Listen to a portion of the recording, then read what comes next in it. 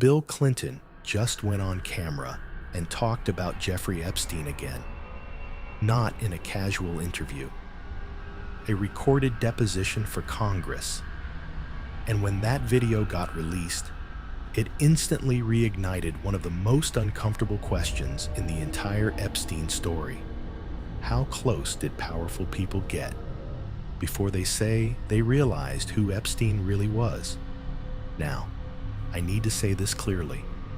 Being associated with Epstein isn't proof of a crime. Names and proximity are not convictions. But this deposition matters because it's not a rumor, it's not a screenshot, it's not sources say. It's Clinton answering direct questions on camera. And there are a few moments in this testimony that jumped out immediately, not because they prove something, but because they show how Epstein's world worked, normal on the surface, disturbing in hindsight. First, Clinton confirms he did fly on Epstein's jet, but he frames it as travel connected to charitable work and says he never went to Epstein's Caribbean island. He repeatedly says he never witnessed anything that made him think Epstein was involved in trafficking at the time.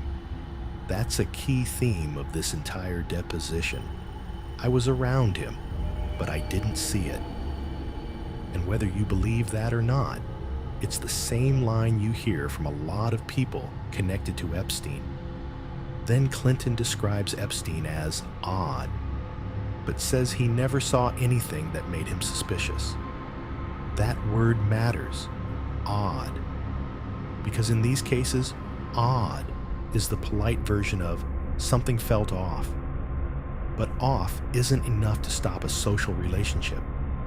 Not when someone is rich, connected, and constantly presenting themselves like a donor, a fixer, a networker, a guy who can open doors. And Clinton explains how Epstein entered his world in the first place. He says he was introduced to Epstein through Larry Summers, and he initially saw Epstein as a donor type. That's another important pattern in the Epstein story. Introductions through respectable channels where the first impression isn't criminal, it's funding, philanthropy, connections.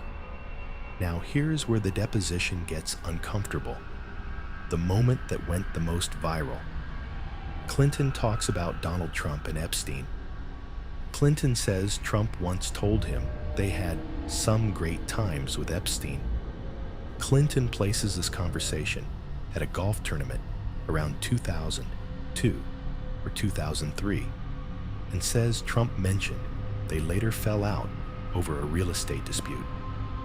That line spreads fast because it's vague, and vague language becomes fuel online.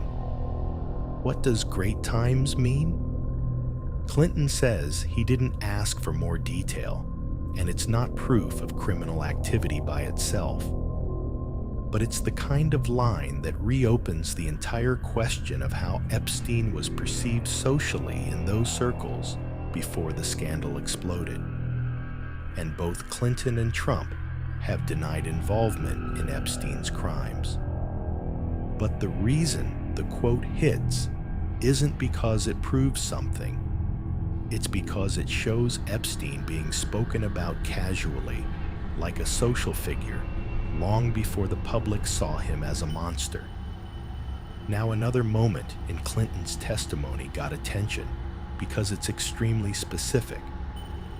Clinton acknowledged that during one flight, he received a neck massage from a flight attendant, and he says he didn't know at the time that the woman was later identified as an Epstein abuse survivor. That detail is disturbing because it shows how Epstein's environment blurred boundaries. The things that might feel normal in the moment, staff, comfort, casual behavior, can become sinister later when you learn what kind of world you were inside. This is one reason Epstein's story is so psychologically heavy. People look back and realize that normal was often a cover. Now the deposition also includes a strange clash between memory and record, and this happens a lot in Epstein-related testimony. Clinton says he did not know Epstein had visited the White House 17 times during Clinton's presidency. That is a big statement because it creates a tension. Either he truly didn't know, meaning access could happen around him without his attention, or he's distancing himself from details that are documented in visitor logs. Either way, it feeds the same fear that keeps Epstein theories alive. How many things can happen around powerful institutions without being fully tracked in public memory? Clinton also says he severed ties with Epstein after the early 2000s. And in the released video, he keeps returning to the idea that he didn't see illegal activity and didn't know what Epstein was truly doing. Now, the House Oversight Committee didn't just release Bill Clinton's deposition. They released Hillary Clinton's deposition too. Hillary testified that she did not recall meeting Epstein, and she used the moment to criticize the committee's process and priorities. The release itself became part of the story because it wasn't just what was said. It was, why are they releasing this now? And who are they targeting? And what does the committee want the public to focus on? Because the Epstein case has become political dynamite, not only a criminal story. Every new document, every new testimony, every new release turns into a battle over narrative. And that's why this deposition video is so important for your viewers. Not because it magically reveals the whole truth, but because it shows how Epstein's network operated socially. It shows how people describe their proximity to him. It shows how the story gets framed after the fact. I didn't know. I didn't see. I never went there. I cut him off. I was introduced through someone respectable. And the public is left with a different set of questions. Not, did Clinton commit crimes? Nothing in this deposition proves that. The more haunting question is, how does someone like Epstein keep being treated like a normal person by so many powerful people for so long before the world finally forces the truth into daylight? Because either the warning signs were invisible, or people didn't want to look too closely.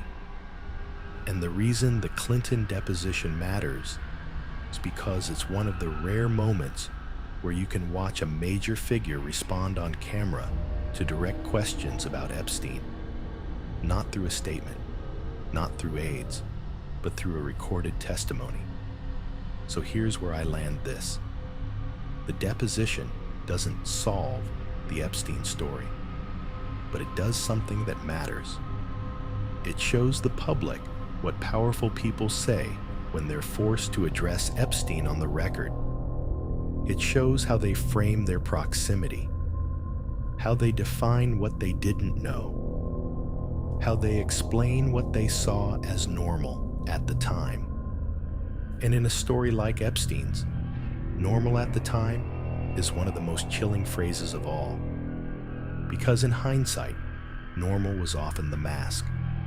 And the question that keeps this case alive isn't just who met Epstein. It's how many people were close enough to see something and didn't.